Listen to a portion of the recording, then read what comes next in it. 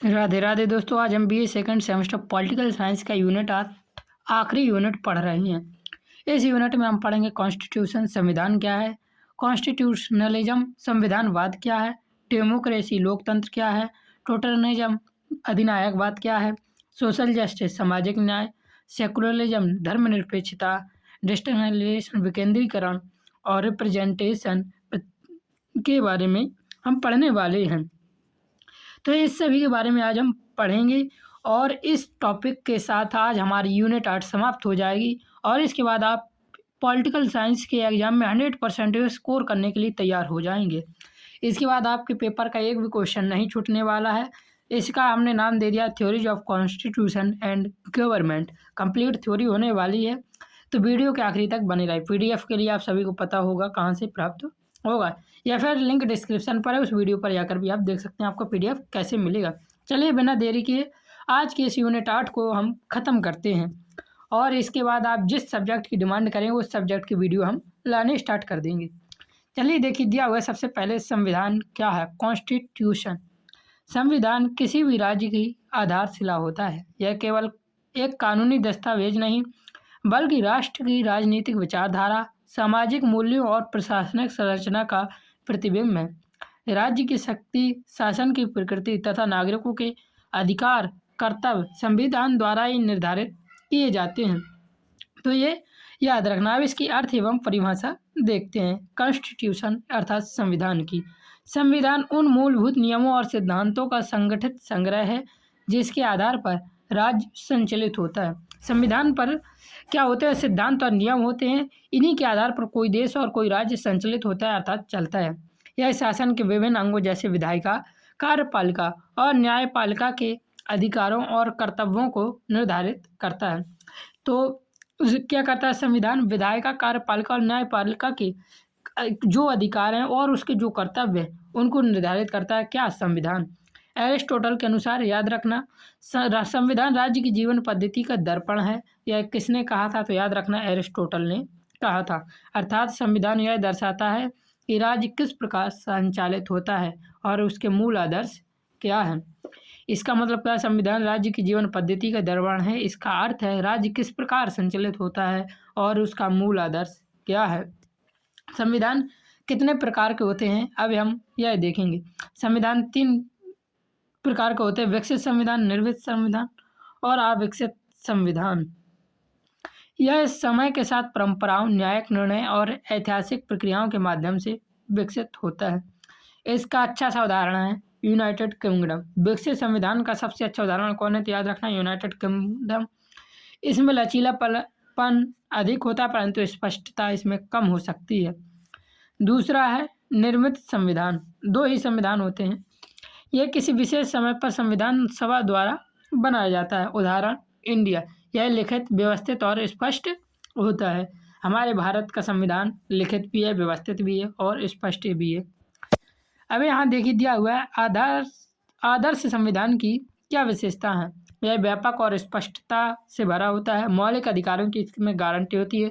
शक्तियों का संतुलन होता है। स्वतंत्र न्यायपालिका होती है और संशोधन की व्यवस्था होती है। किसमें? आदर्श संविधान में। और हमारे देश का संविधान एक आदर्श संविधान है। हमारे देश के संविधान में व्यापक और स्पष्टता है, मौलिक अधिकार हैं, शक्तियों का संतुलन है, स्वतंत्र न्यायपालिका है, संशोधन की भी व्यवस्था है। अब हमने जब संविधान पढ़ लिया तो बात आती है संविधानवाद क्या है। संविधानवाद वह सिद्धांत है जिसके अनुसार सरकार की शक्तियाँ संविधान द्वारा सीमित होती हैं। इसका उद्देश्य निरंकुशता को रोकना और नागरिकों की स्वतंत्रता की रक्षा करना है। इसके मुख्य तत्व क्या है? इसमें सीमित सरकार होती है, शक्तियों का विभाजन होता है, कानून का शासन होता है, न्यायिक समीक्षा होती है और इसमें मौलिक अधिकारों की सुरक्षा होती है। संविधानवाद लोकतंत्र की आत्मा है क्योंकि यह शासन को जवाबदेह बनाता है। फिर आता है लोकतंत्र क्या है। डेमोक्रेसी। लोकतंत्र आधुनिक युग की सबसे लोकप्रिय शासन प्रणाली है। इसमें अंतिम शक्ति जनता में निहित होती है। अब्राहम लिंकन ने लोकतंत्र को जनता का, जनता के, जनता द्वारा शासन कहा है। यह परिभाषा आप छोटे से पढ़ते आए होंगे। यह परिभाषा कही किसने थी? तो अब्राहम लिंकन ने यह परिभाषा कही थी। इसकी विशेषता क्या है? देखिए, सार्वभौमिक वयस्क मताधिकार होता है, स्वतंत्र चुनाव होता है, बहुदलीय प्रणाली होती है, इसमें मौलिक अधिकार होते हैं और स्वतंत्र न्यायपालिका होती है। विकसित लोकतंत्र का उदाहरण है यूनाइटेड किंगडम और यूनाइटेड स्टेट। विकासशील लोकतंत्र का उदाहरण है इंडिया। अविकसित लोकतंत्र का उदाहरण है पाकिस्तान। साथ में देख लीजिए पाकिस्तान के कुत्ता भी बना हुआ है, ये देख लीजिए पाकिस्तान है ये। अब देखिए दिया हुआ है इसके क्या गुण हैं। समानता और स्वतंत्रता, उत्तरदायी सरकार और जन भागीदारी इसमें होती है। इस संविधान इसकी दोष ये हैं कि निर्णय प्रक्रिया में थोड़ा विलम्ब हो सकता है और राजनीतिक अस्थिरता भी कभी कभी आ जाती है, किंतु ये बहुत ही रेयर है। इसके बाद आता है सर्वाधिकारवाद, टोटलिज्म। सर्वाधिकारवाद वह व्यवस्था जिसमें राज्य व्यक्ति के जीवन के सभी पहलुओं, सामाजिक, आर्थिक, राजनीतिक और सांस्कृतिक पर पूर्ण नियंत्रण स्थापित करता है। अर्थात वहाँ पर कोई भी व्यक्ति ना तो अपने मन से सामाजिक हो सकता है, ना ही आर्थिक रूप से मजबूत हो सकता है, ना ही राजनीति कर सकता है और ना ही वो अपने मन हिसाब से अपने त्योहारों और संस्कृति को मना सकता है। इस पर पूर्ण नियंत्रण सरकार का होता है और किसी एक व्यक्ति का होता है। इसके लिए उदाहरण है Benito Mussolini, Adolf Hitler, Hitler का नाम आपने सुना ही होगा, और इस समय नॉर्थ कोरिया का तानाशाह जॉन, क्या नाम है उसका, ये नाम भूल जाते हैं, हाँ तो क्या नाम है, किम जोंग उन नाम है उनका, नॉर्थ कोरिया का तानाशाह है, जैसे उत्तर कोरिया भी बोल सकते हैं। विशेषताएं, एक दलीय शासन होता है, अभिव्यक्ति की स्वतंत्रता का अभाव होता है सॉरी।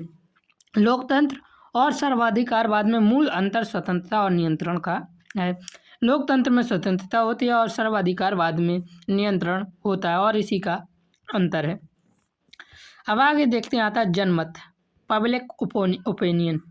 जनमत किसी सार्वजनिक मुद्दे पर जनता की सामूहिक राय है। लोकतंत्र में यह नीति निर्माण को प्रभावित करती है। जनमत लोकतंत्र की दिशा निर्धारित करता है। अब देखते हैं सामाजिक न्याय यानी सोशल जस्टिस। सामाजिक न्याय का उद्देश्य ऐसा समाज स्थापित करना है जहां सभी को समान अवसर, अधिकार और सम्मान प्राप्त हो। इसके प्रमुख तत्व समानता, अवसर की समानता, कमजोर वर्गों का संरक्षण, यह कल्याणकारी राज्य की आधारशिला है। सामाजिक न्याय से तात्पर्य क्या है, समान अवसर हो, अर्थात किसी भी परीक्षा में बैठने के लिए सभी के लिए समान अवसर हो, कोई भी काम करने के लिए समान अवसर हो, सम्मान भी सभी के लिए समान हो, ये नहीं जात पात वाला भेदभाव नहीं होना चाहिए। कमजोर वर्गों का इसमें संरक्षण भी होता है, यही सामाजिक न्याय कहलाता है। फिर आता है धर्मनिरपेक्षवाद, सेकुलरिज्म। धर्मनिरपेक्षवाद का अर्थ है कि राज्य किसी विशेष धर्म को बढ़ावा नहीं देता और सभी धर्मों के प्रति सम्मान व्यवहार करता है। इंडिया एक धर्मनिरपेक्ष राज्य है, हालांकि वर्तमान पार्टियों ने धर्म को ही चुनाव का वो मुद्दा बना रखा है, लेकिन इंडिया एक धर्मनिरपेक्ष राज्य है, किसी भी धर्म को बढ़ावा नहीं देता है और ना ही किसी धर्म को बढ़ावा देना चाहिए। इसकी विशेषता क्या है, धार्मिक स्वतंत्रता, समानता, राज्य और धर्म का पृथक्करण, अर्थात राज्य किसी भी धर्म में कोई हस्तक्षेप नहीं करेगा, उनका धर्म मतलब कि इसमें किसी भी धर्म को बढ़ावा नहीं दिया जाएगा। फिर आगे आता है विकेंद्रीकरण। भारत विकेंद्रीकरण का एक अच्छा उदाहरण है। विकेंद्रीकरण का अर्थ है सत्ता को केंद्र को सीमित रखने के बजाय स्थानीय स्तरों पर वितरित करना। यह लोकतंत्र की जमीनी स्तर पर सशक्त बनाता है। फिर आता है प्रतिनिधित्व के सिद्धांत, थ्योरीज ऑफ रिप्रेजेंटेशन। प्रतिनिधित्व वह प्रक्रिया है जिसके माध्यम से जनता अपने प्रतिनिधियों को चुनकर शासन में भाग लेती है। क्षेत्रीय प्रतिनिधि होता है एक व्यावसायिक प्रतिनिधि, क्षेत्र के आधार पर प्रतिनिधि चुने जाते हैं उसे क्षेत्रीय प्रतिनिधित्व कहते हैं। व्यवसाय के आधार पर प्रतिनिधि की वकालत की जाती है उसे व्यावसायिक प्रतिनिधित्व कहते हैं। दोनों प्रणालियों के अपने अपने गुण और सीमाएं हैं। इसकी चर्चा मैंने इस वीडियो में नहीं की क्योंकि आपके एग्जाम के लिए इम्पोर्टेंट नहीं है। फिर भी आप जानना चाहते हैं तो कमेंट में बताएं, मैं आपको कमेंट में जवाब दे दूंगा। उत्तर आधुनिकतावाद 20वीं सदी के उत्तरार्ध में विकसित एक बौद्धिक आंदोलन है जो आधुनिकतावाद की धारणाओं को चुनौती देता है। इसके प्रमुख विचारक कौन है, तो जीन फ्रांसिस लियोटार्ड, नाम सही से लेते नहीं, एक बार देख लेना। तो यहाँ से सबसे इंपॉर्टेंट क्वेश्चन यही पूछ लिया जाता है, उत्तर आधुनिकवाद के विचारक कौन है, तो नाम रखना जीन फ्रांसिस लियोटार्ड, ये नाम बस याद रख लेना। इस प्रकार आपकी 8वीं यूनिट के साथ हमारी पॉलिटिकल साइंस पूरा ख़त्म होता है। अगला सब्जेक्ट कौन से सब्जेक्ट पर आपके लिए मैं वीडियो बनाऊं कमेंट में ज़रूर बताएं। चैनल पर नए तो चैनल को सब्सक्राइब कर लीजिए क्योंकि सभी सब्जेक्ट की वीडियो आपको जल्दी ही मिलने वाले हैं। जय हिंद, जय भारत, राधे राधे।